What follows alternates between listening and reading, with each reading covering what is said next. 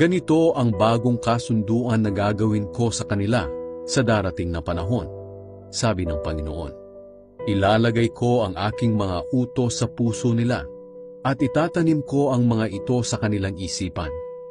Dagdag pa niya, tuluyan ko nang lilimutin ang mga kasalanan at kasamaan nila. At dahil napatawad na ang mga kasalanan natin, hindi na natin kailangan pang maghandog para sa ating mga kasalanan. Kaya mga kapatid, malaya na tayong makakapasok sa pinakabanal na lugar dahil sa dugo ni Jesus. Sa pamamagitan ng paghahandog ng kanyang katawan, binuksan niya para sa atin ang bagong daan patungo sa pinakabanal na lugar na nasa kabila ng tabing. At ang daang ito ang nagdadala sa atin sa buhay na walang hanggan. At dahil mayroon tayong dakilang punong pari na namamahala sa pamilya ng Diyos, lumapit tayo sa Kanya ng may tapat na puso at matatag na pananampalataya. Dahil nilinis na ng dugo ni Jesus ang mga puso natin mula sa maruming pag-iisip at nahugasan na ang mga katawan natin ng malinis na tubig.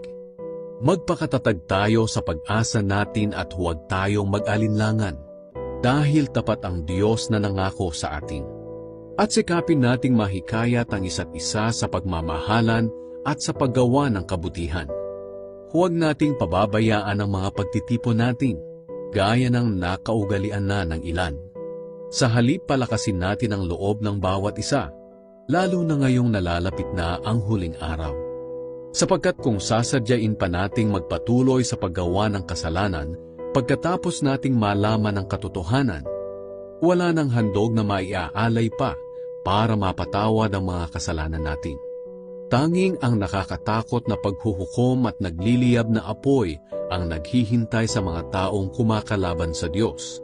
Ipinapapatay noon ng walang awa ang lumalabag sa kautusan ni Moises kapag napatunayan ng 2 o 3 saksi ang paglabag niya. Gaano pa kaya kabigat ang parusang tatanggapin ng taong lumapastangan sa anak ng Diyos at nagpawalang halaga sa dugo na nagpatibay sa kasunduan ng Diyos at naglinis sa mga kasalanan niya?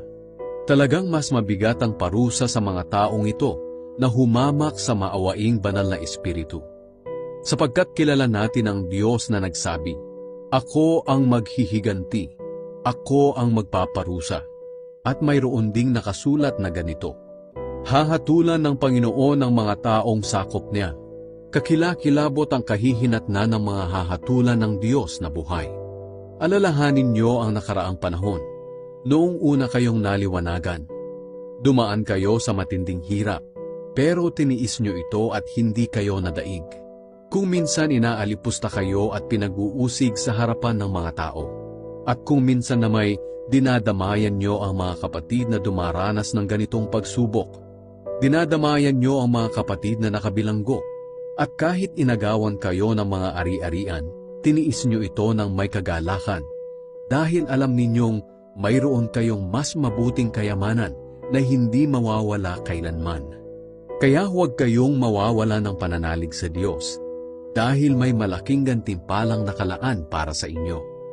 Kailangan ninyong magtiis para masunod nyo ang kalooban ng Diyos at matanggap nyo ang ipinangako niya.